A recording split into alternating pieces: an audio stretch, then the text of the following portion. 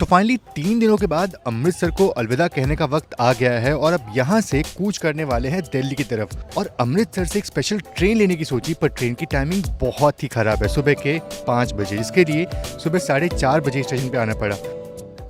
Hello दोस्तों, मैं हूं संदीप और आप देख रहे हैं रेल ज्ञान कोश। फिलहाल मैं हूं अभी अमृतसर रेलवे स्टेशन में और आज हम ट्रैवल करने वाले हैं ट्रेन नंबर 12014 यानी कि अमृतसर नई दिल्ली शताब्दी एक्सप्रेस। और आज की जर्नी बहुत ही खास है क्योंकि आज हम ट्रैवल करने वाले हैं इस शताब्दी के अनुभूति क्लास में। ये मेरा पहला एक्सपीरियंस होगा किसी भी शताब्दी के अनुभूति क्लास में। तो चलिए जर्नी शुरू करते हैं और देखते हैं कि अनुभूति क्लास का जो एक्सपीरियंस होता है ना वो कैसा होता है। तो ये है इस ट्रेन का फर्स्ट एसी चेयर कार, जिसको आप एग्जीक्यूटिव क्लास ही बोल सकते हो। और कुछ ऐसा दिखता है बाहर से, बिल्कुल नॉर्मल सा इसका लिवरी है बाहर से भी, ऐसा कुछ बाहर से आपको स्पेशल नहीं दिखेगा। और ये है वो क्लास जिसमें हम यात्रा करने वाले हैं, यानी इस ट्रेन का सबसे ऊँचा क्लास जो है ना वो ये है, यानी कि अनुभूति क्लास। और इसका आप एक्सटीरियर देखोगे तो आपको देख के फ़र्क जो है वो समझ में आ जाएगा। अच्छी सी मिनाइल पेंटिंग जो इसमें की गई, अलग लुक है इसका बाकी सब क्लास से। बाहर से तो काफ़ी अच्छा दिख रहा है। अब अंदर चलते हैं और देखते हैं कि अंदर से इसका एक्सपीरियंस कैसा होने वाला है। और आप लोग मुझसे अक्सर पूछते हो कि ट्रेन का लोकोमोटिव कौन सा है, तो ट्रेन में लोकोमोटिव लगा है गाज़ियाबाद का WFP5, जो कि एक 6125 HP का इंजन है और जिसकी एक्सेलरेशन बहुत ही तबाही वाला है। चलिए फिलहाल जर्नी की शुरुआत करते हैं। वाह, पहला जो एक्सप्रेशन है ना बाकी बहुत ही मज़ेदार है। वाकई में लग रहा है कि भाई किसी अपर क्लास में आप ट्रैवल कर रहे हो। सीट्स की आप विड्थ देखो यार, क्या कंफर्टेबल सीट्स है। मज़ा आने वाला ट्रैवल करने में। पहली बार अनुभूति क्लास में ट्रैवल कर रहा हूँ मैं। और भाई बहुत ज़्यादा स्पेस मिल जाता है यहाँ पे। अब बड़ी सी ट्रॉली बैग भी ना आराम से रख सकते हो, प्रॉपर स्पेस है इसमें। तो अपने तय वक्त यानी कि सुबह के 4:55 से 1 मिनट की देरी से ट्रेन अमृतसर रेलवे स्टेशन से अब निकल चुकी है।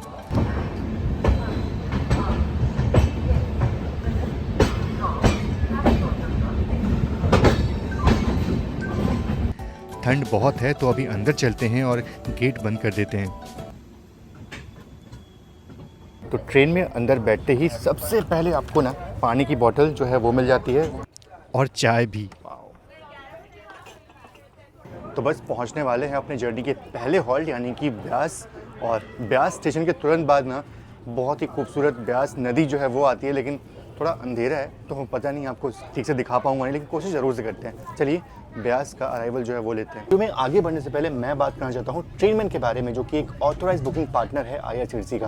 और ट्रेनमैन ऐप को ना मैं बहुत समय से यूज़ कर रहा हूँ, क्योंकि यहाँ पे आप PNR स्टेटस के साथ साथ PNR प्रेडिक्शन कि आपका टिकट जो है उसके कंफर्म होने के चांसेस कितने हैं, उसके साथ ही साथ कोच लेआउट, सीट अवेलेबिलिटी और offline live train running status जैसे बहुत सारे यूजफुल फीचर्स हैं इस ट्रेनमैन ऐप में। और उसके साथ ही साथ फ्लाइट होटल बुकिंग और ट्रेन में फूड भी आप यहाँ से ऑर्डर कर सकते हैं। सेम रूट पे अलग अलग ट्रेन के फेयर भी कंपेयर कर सकते हैं। कैंसिलेशन के बाद रिफंड भी बस 60 सेकंड में मिल जाता है। Cheapest train ticket with no extra charges. और साथ ही साथ इनका कस्टमर सपोर्ट जो है ना वो बहुत तगड़ा है। इतने सारे फीचर्स हैं। और अब तो एक नया फीचर भी आ गया है ट्रिप एश्योरेंस का, जो कि बहुत ही मस्त है। इसमें होता ये है कि ट्रेनमैन ऐप से बुक की गई आपकी जो वेटिंग टिकट है, अगर वेटिंग में रह जाती है चार्ट बनने के बाद भी, तो ट्रेनमैन आपको फ्री फ्लाइट टिकट देता है ना कमाल की बात। इसके लिए ना टिकट बुक करते वक्त आपको एक मिनिमल फेयर जो है वो देना होता है, और कुछ केसेस में ये अमाउंट जो है वो ₹1 भी होता है। तो ट्रिप एश्योरेंस के साथ अपना टिकट जो है वो कैसे बुक करें? सबसे पहले तो आप ट्रेनमैन ऐप में जाइए, अपना सोर्स और डेस्टिनेशन स्टेशन जो है वो चूज़ कर लीजिए, डेट फिल कर लीजिए, अपनी ट्रेन चूज़ कर लीजिए,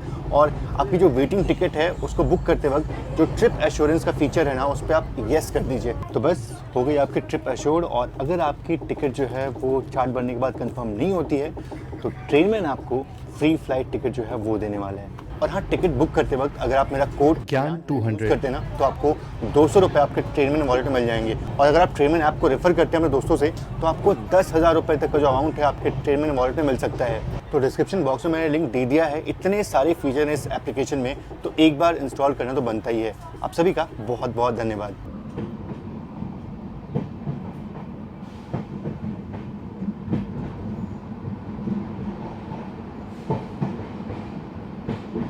और बात करें ब्यास स्टेशन की ना, तो ये एक जंक्शन रेलवे स्टेशन है, क्योंकि यहाँ से एक लाइन जो है वो तरन तारण के निकली हुई है। और हाँ, इसके तुरंत बाद जो ब्यास नदी है ना वो देखने को मिलती है, लेकिन अंधेरा ज़्यादा है, चांद भी आपको दिख रहा होगा तो शायद नदी आपको ठीक से देखने को ना मिले। और अगर बात करें ब्यास नदी की ना, तो इसका जो उद्गम है वो हिमाचल प्रदेश में होता है, रोहतांग के पास में, और ये 420 किलोमीटर का सफ़र जो है वो तय करती है। हिमाचल से निकलने के बाद जब नदी पंजाब में आती है ना, तो इसका जो मिलन है वो सतलज नदी में हो जाता है। चलिए देखते हैं भाई कि ब्यास नदी जो है वो कैसी दिखती है रात के अंधेरे में। तो उम्मीद के मुताबिक कुछ भी साफ नहीं दिखा।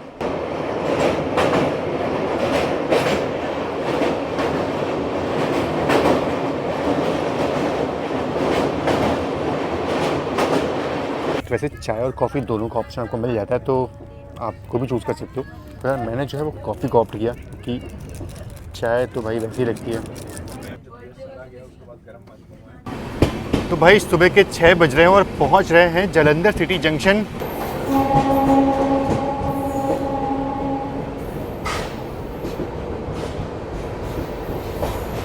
तो पहुंच चुके हैं जालंधर सिटी जंक्शन। और बात करें जालंधर सिटी की ना, आपको पता होगा कि बहुत सारे स्पोर्ट्स के जो इक्विपमेंट्स होते हैं वो यहाँ बनते हैं। क्रिकेट के बैट जो है वो यहाँ पे बनते हैं। अच्छा, बात करें अगर जालंधर सिटी जंक्शन की, तो उसको जंक्शन इसलिए बोलती हूँ कि यहाँ से तमाम लाइनें जो है ना वो अलग हो जाती हैं। एक तो यहाँ से जम्मू वाली लाइन जो है वो अलग हो जाती है, उसके साथ ही साथ लोहिया खास होते हुए फिरोजपुर कैंट की जो लाइन जो है वो भी यहाँ पे आती है, और एक लाइन यहाँ से नाकोदर की तरफ भी गई हुई है।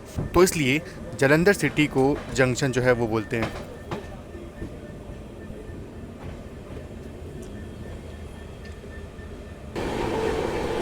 तो जम्मू की तरफ लाइन जो है वो अब यहाँ पे आके मिल जाती है। अब हम आ गए हैं जम्मू नई दिल्ली मेन लाइन पे और स्किप कर रहे हैं जालंधर कैंट रेलवे स्टेशन को।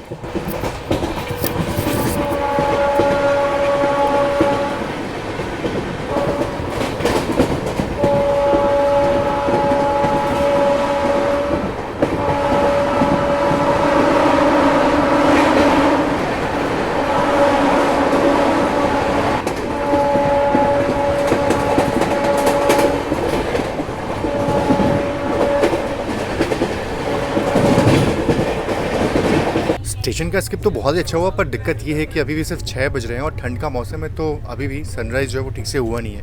अभी आराम से करीब 6:30 या फिर 6:40 तक जो है वो सनराइज़ होगा, तब जाकर के आपको बाहर के जो नज़ारे हैं वो मैं दिखाऊंगा।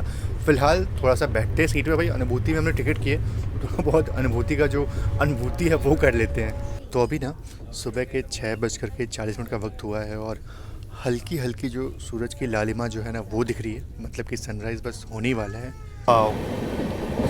हल्की हल्की धुंध और सूरज की लालिमा, वाकई में ये दृश्य बहुत ही खूबसूरत है। और बहुत ही जल्दी जो सतलज नदी है उसको हम क्रॉस करने वाले हैं।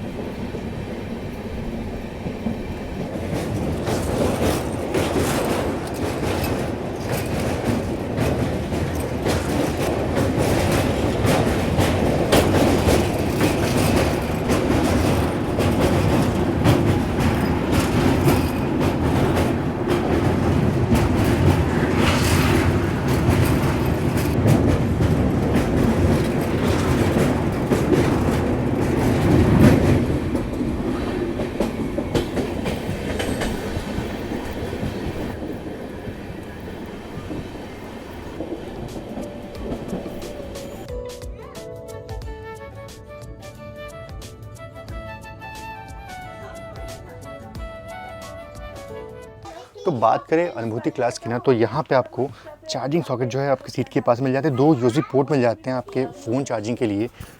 और सबसे बेस्ट चीज़ लगती है मुझे ये सीट्स, ये बटन दबाया और ये जो लेग रेस्ट है ऊपर आ गया, और उसके बाद से ये बटन जो दबाया उसके बाद आप पीछे पुशबैक जो है वो कर सकते हो, और बड़े ही मज़े से ना आराम से आप लेट सकते हो। सीट्स वाकई बहुत ही कंफर्टेबल। अब जाहिर सी बात है आप इस ट्रेन के हायर क्लास में ट्रैवल कर रहे हो तो इतना कंफर्ट तो आपको मिलेगा ही। तो हमारी ट्रेन जो थी वो लुधियाना के आउटर में काफ़ी देर तक खड़ी थी, और फाइनली अब आउटर से निकल करके हम इधर कोई तो ट्रेन आ रही है बैक पाइप के साथ, पार्सल वैन है, संबलपुर जम्मू तवी।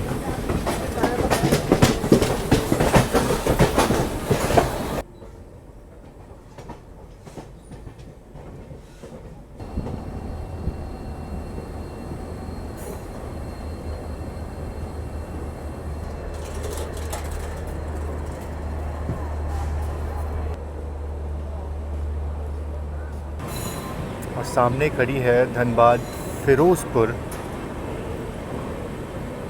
तो बात करें लुधियाना की ना, तो जो दिल्ली में लोधी डायनेस्टी है ना, उन्होंने इस शहर को खोजा था। और उस समय ये शहर नहीं था, एक थोड़ा सा गांव था जिसको मीर होता के नाम से लोग जानते थे। फिर बाद में इसका नाम जो है वो लुधियाना यानी कि लोधी आना, यानी कि लोधियों का शहर, लोधियों का टाउन।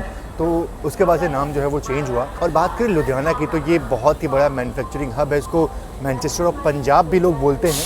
और बात करें लुधियाना की, तो उसको जंक्शन इसलिए बोलते हैं क्योंकि यहाँ से एक लाइन जो है वो फिरोजपुर कैंट की तरफ निकल जाती है, एक लाइन यहाँ से निकल जाती है धुरी की तरफ, और एक लाइन जिधर हम जाने वाले हैं यानी कि अम्बाला कैंट की तरफ।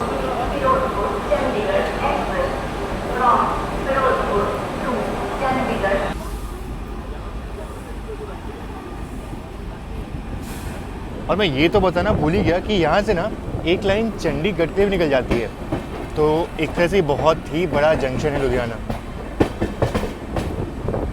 तो बहुत ही सुगम बांसुरी की ध्वनि जो है ना वो बजाई जा रही है स्पीकर में, और कितना अच्छा लग रहा है। सनराइज़ भी हो रहा है और ये म्यूज़िक भी सुनने को मिल रहा है। तो लुधियाना से निकलने के बाद ट्रेन की रफ़्तार जो है ना वो 130 की हो जाती है, और बिल्कुल कोच के अंदर बैठे बैठे ना ये रफ़्तार का पता नहीं चलता, क्योंकि कोच बहुत ही मस्त है, बहुत ही स्मूथ चल रहा है।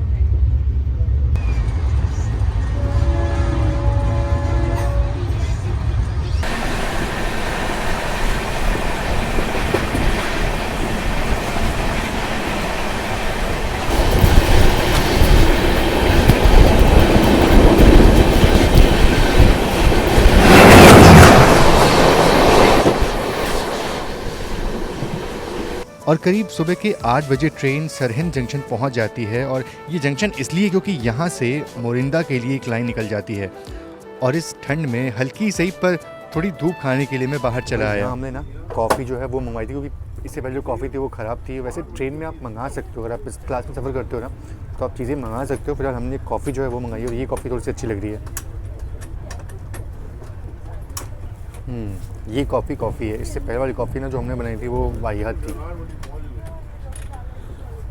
तो चलिए बस कुछ ही देर पहुँचने वाले हैं अम्बाला। और उससे पहले हो सकता है कि जो हमारी वंदे भारत है ना, जम्मू वाली, कटरा वाली, उसके साथ जो क्रॉसिंग है वो देखने को मिल जाए।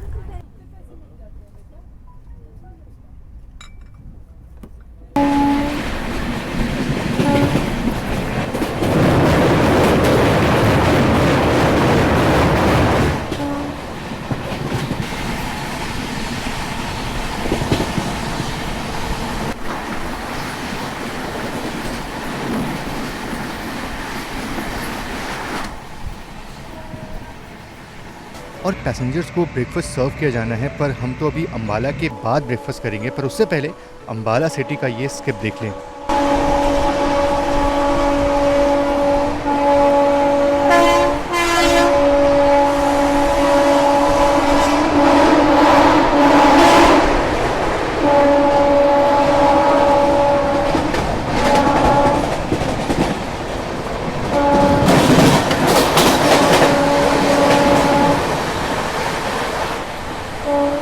ये आ रही है चंडीगढ़ की तरफ से, जो आगे कालका और अमंदौरा के निकल जाती है।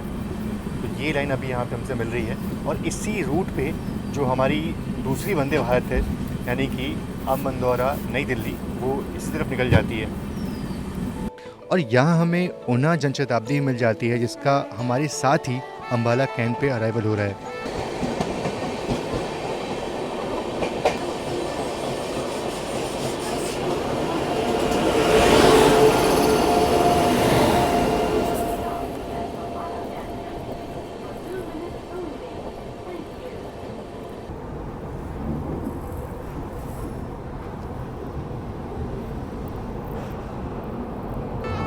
और ये है जम्मू तवी बाड़मेर एक्सप्रेस, जिसको हम ओवरटेक करने की सोच रहे थे, पर इस ट्रेन ने अपना ओवरटेक नहीं होने दिया।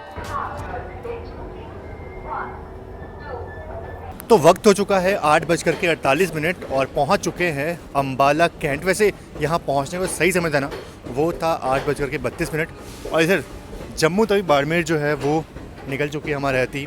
अच्छा, बात करें अम्बाला की ना, तो अम्बाला नाम के पीछे बहुत सारी चीज़ें हैं। मतलब लोग बोलते हैं कि 14वीं सेंचुरी में जब अम्बा राजपूत आए ना, तब उस समय इसका नाम अम्बाला जो है वो हो गया। उसके बाद से लोग कहते हैं कि यहाँ गॉडेस अम्बा जो है, उनका मंदिर, इसलिए अम्बाला हो गया।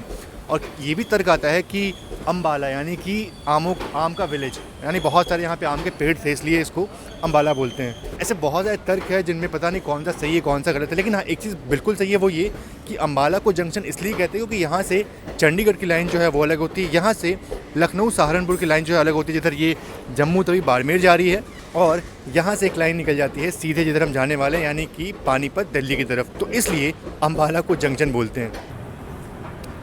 अरे ये तो मैंने आपको बताया नहीं कि अगर आप अम्बाला आते हो ना तो यहाँ के छोले कुलचे हैं वो ज़रूर से ट्राई करना। वैसे स्टेशन में पता नहीं उतने अच्छे तो नहीं मिलते, लेकिन हाँ नॉर्मल अच्छे मिल जाते हैं, और अगर आप बाहर जाते हो अगर आप बाहर जाते हो तो फिर तो क्या कहने, फिर तो मज़ा ही आने वाला आपको। और हाँ एक और चीज़, अभी वक्त हो रहा है 8:48, बस 10 मिनट में 9 बज जाएंगे, और अब यहाँ से ट्रेन जो है ना वो नॉन स्टॉप बिना कहीं रुके 200 किलोमीटर जो है वो चलने वाली है। और ये देखिए, ये जो सहारनपुर लखनऊ वाली लाइन है ये हमसे अब अलग हो चुकी है और हम निकल चुके हैं पानीपत और दिल्ली वाली लाइन की तरफ। और सभी लोग का ब्रेकफास्ट जो है ना वो सर्व हो चुका है, लेकिन हमने मना कर दिया। हमने बोला कि जब अम्बाला कैंट से डिपार्चर होगा उसके बाद ही हम अपना ब्रेकफास्ट जो है वो लेंगे। तो अपना ब्रेकफास्ट जो है वो आना शुरू हो गया। सबसे पहले तो हमें दूध और कॉर्नफ्लेक्स जो है वो मिल रहा है, और उसके साथ ही साथ ये ब्रेड और बटर ये भी अवेलेबल है। तो ये अभी प्रॉपर ब्रेकफास्ट नहीं है, सिर्फ ये स्टार्टिंग है, ये स्टार्टर है ये एक तरह से। देखते हैं मेन ब्रेकफास्ट में क्या मिलता है हमें। अब कॉर्नफ्लेक्स और दूध का आपको क्या ही रिव्यू दें, क्योंकि ये तो भाई पैक्ड आइटम्स होते हैं तो उनका टेस्ट तो भाई सेम ही होता है। लेकिन मेन चीज़ है ब्रेकफास्ट। देखते हैं ब्रेकफास्ट में क्या मिलने वाला है हमें। मतलब कटलेट तो मिलने वाला है, कटलेट तो मिलेगा ही, लेकिन उसके अलावा जो है देखते हैं क्या स्पेशल है। तो अपना ब्रेकफास्ट जो है वो भी आ चुका है। इसमें देखो पराठे हैं, कटलेट हैं और पोहे हैं, और दही भी दी गई है। अब इसको देखते हैं, लेकिन उससे पहले कुरुक्षेत्र जंक्शन का जो स्किप है ना वो हो रहा है, बहुत ही स्लो स्पीड में हो रहा है, तो अच्छा हुआ कि बाहर नहीं गए। तो कुरुक्षेत्र का स्किप भी हो रहा है, और साथ ही साथ जो शताब्दी एक्सप्रेस है ना उसके साथ क्रॉसिंग भी होने वाली है। तो भाई मुझे ना पराठे बहुत अच्छे लगते हैं, और ट्रेन में पराठे मिले अगर तो भाई क्या ही कहना है। दही के साथ पराठे तो और बढ़िया लगते हैं। टेस्ट जो है नॉर्मल है, मतलब नॉर्मल जो पराठे मिलते हैं आपको वैसे ही है। घर वाला टेस्ट बिल्कुल नहीं है, या फिर ढाबे में जो पराठे मिलते हैं वैसा बिल्कुल नहीं है। पर हाँ एक बात कहना चाहूँगा कि भाई स्टफिंग करने में थोड़ी कंजूसी ना करो यार। ये यार क्या स्टफिंग है, आलू इसमें बहुत कम डाले हुए हैं। है नहीं। ये नॉर्मल पराठे लग रहे हैं। और अब लगे हाथों कटलेट जो है वो भी टेस्ट कर ही लेते हैं। कटलेट भी ओके ही है, मतलब ऐसे बहुत ज़्यादा अच्छा नहीं है। नॉर्मली इससे बहुत अच्छे अच्छे कटलेट जो हमने ट्रेनों में खाए हुए हैं, तो ये एवरेज सा कटलेट है। तो फिलहाल अभी तो जो खाना है वो एवरेज लगा, मतलब ऐसा बहुत not too good not too bad, पर हाँ और अच्छा हो सकता है, मेरे ख्याल से और अच्छा हो सकता है। क्योंकि आप यार इतना अच्छा फेयर पे कर रहे हो, इतना ज़्यादा फेयर पे कर रहे हो, और आप थोड़ा उम्मीद तो कर सकते हो कि इससे अच्छा खाना जो है वो आपको मिले। ठीक है चलो, बाकी वेजेस तो भाई नॉर्मल है, तो उनका टेस्ट क्या ही करना। और यहाँ पे ना पहले एलईडी स्क्रीन होती थी, पर लोग क्या करते थे कि स्क्रीन को चुरा के घर ले जाते थे, इसलिए अब रेलवे भी इसको लगाती नहीं। और बाकी कंफर्ट तो बहुत ही ज़्यादा अच्छा है यहाँ पे, लेग स्पेस तो बहुत ही ज़्यादा है, और अगर 8 घंटे की जर्नी करनी पड़ी इस ट्रेन में ना तो यहाँ फील नहीं होने वाली।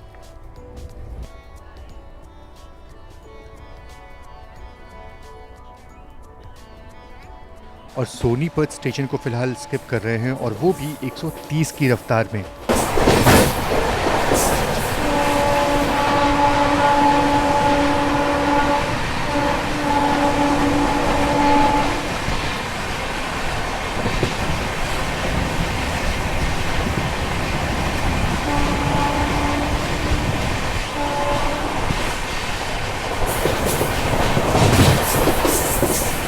और ये है ट्रेन का नॉर्मल एग्जीक्यूटिव क्लास, और ये है ट्रेन का चेयर कार जिसका फेयर सबसे कम होता है। और फाइनली अपनी ये छोटी सी यात्रा ख़त्म होने वाली है। ये मेरे ख्याल से पश्चिम एक्सप्रेस है।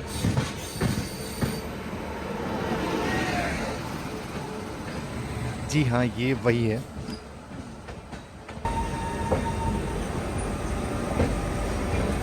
और ये अलग लिवरी में पेंटेड एल्को लोकोमोटिव अब बस शंटिंग का काम ही देखते हैं, और मैंने इस लोकोमोटिव को बहुत बार स्टेशन पे देखा है शंटिंग करते हुए।